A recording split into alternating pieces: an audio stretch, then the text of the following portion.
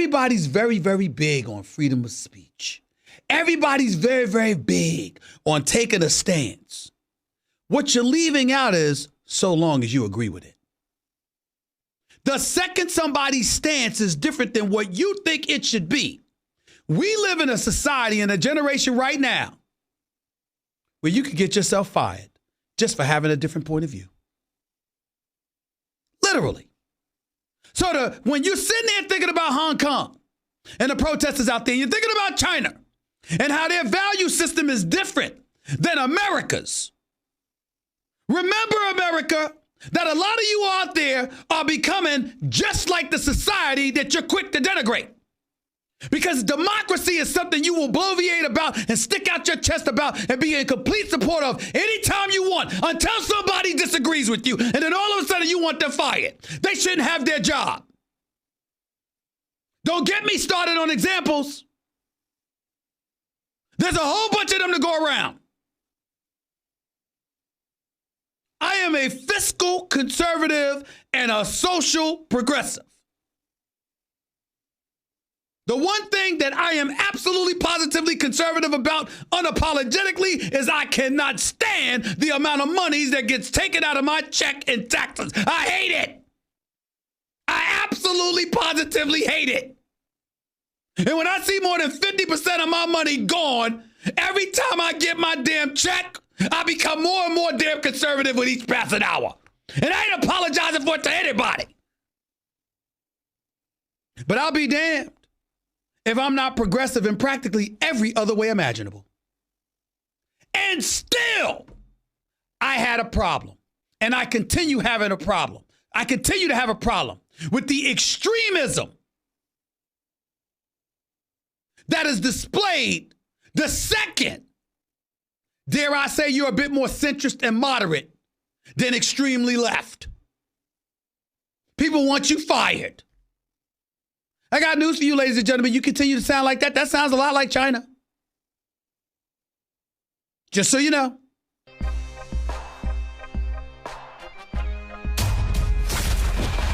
This is baseball and anything can happen. Game 3 of the American League Championship Series. This ball is well hit, and it is Sirius XM, the ESPN app, ESPN Radio, ESPN News on your television. Tune into the Down and Distance podcast hosted by Ivan Mazel, commemorating the 150th anniversary of college football. Download, subscribe, and review Down and Distance, available wherever you enjoy your podcast. And by the way, all the college football 150 programming that they have put together, the America's Game series or Saturdays in the South, catch that in the SEC network, they're so good.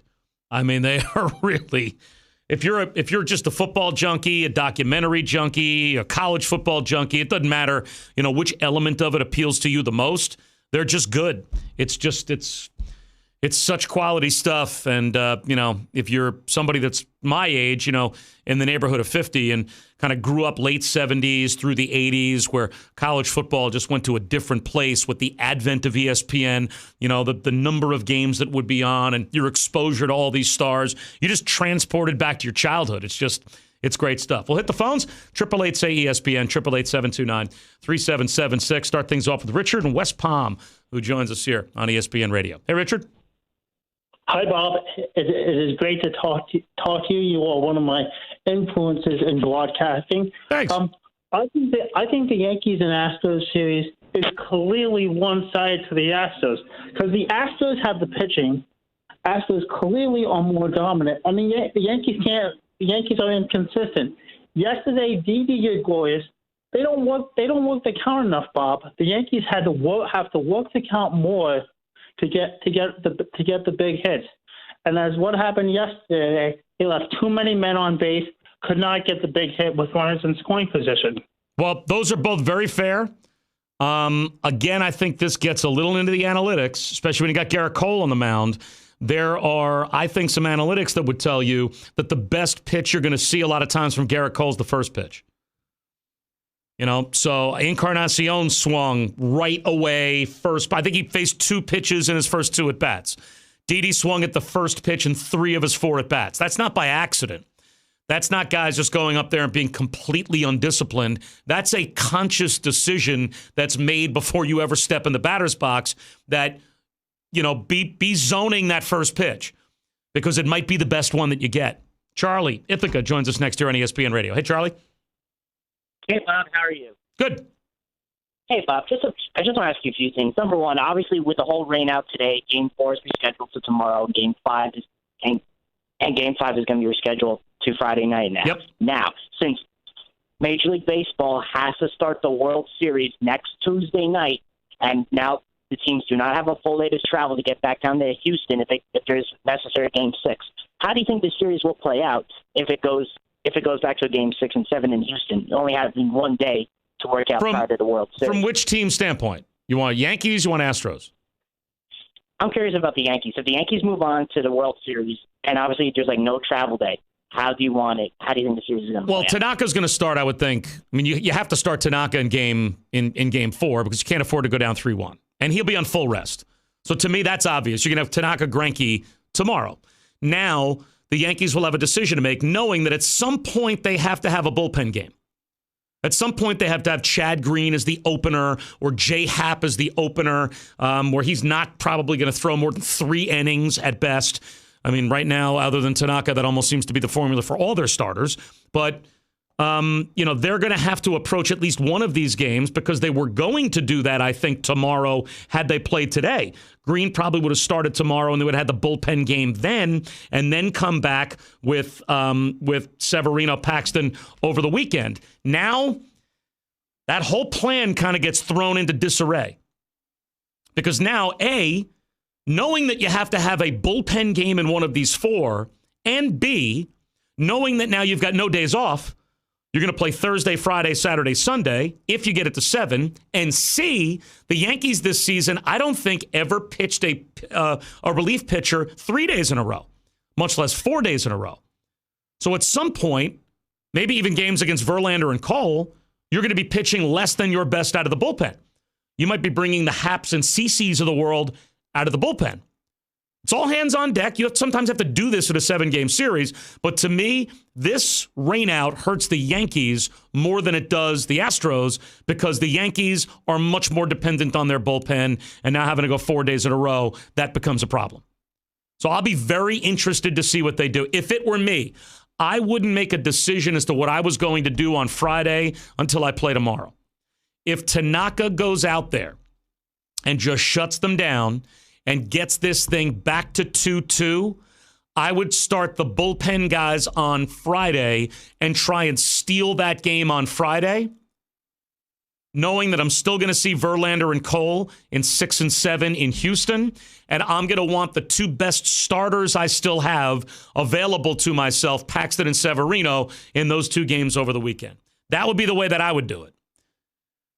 So I would think now if you lose tomorrow, and now you're down 3-1, you may be forced to pitch a Paxton at home just to try and get the thing back to Houston. And then every game becomes Game 7. You're down 3-1, now you're playing nothing but elimination games. Right? So to me, I think the result of tomorrow's game is going to heavily influence the way Aaron Boone, Brian Cashman, and that analytics department looks at what they want to do in Games 5, 6, and 7. But I do think that the rainout hurts the Yankees more than the Astros. That's just me. Steve in Long Island joins us next here on ESPN Radio. Hey, Steve. Hey, it's Steve in Farmingdale, New York. What's up, Steve? Not much. I appreciate everything you said. My feeling is the starting pitching for the Yankees has taken a lot of heat. Hey, they've done what they've done throughout the whole season. They've given up 7 runs in 3 games. Most teams would take that in a heartbeat. It's the clutch hitting that's hurting. Yep. You got Gardner up first and second, nobody out. Even though he's batting third, sacrifice.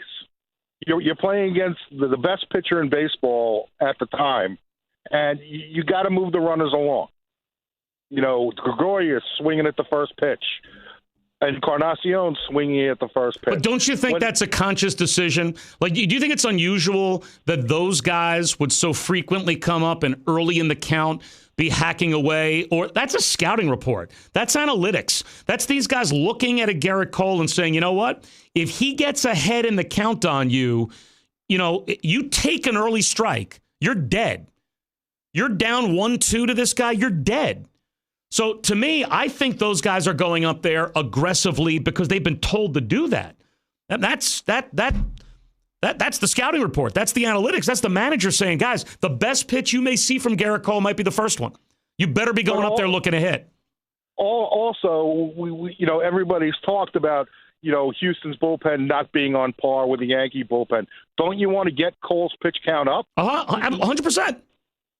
100%. But go back to the beginning of May. Find me the team that's done it. Agreed. The guy's been unhittable. The guy has been Sandy Koufax since the beginning of May.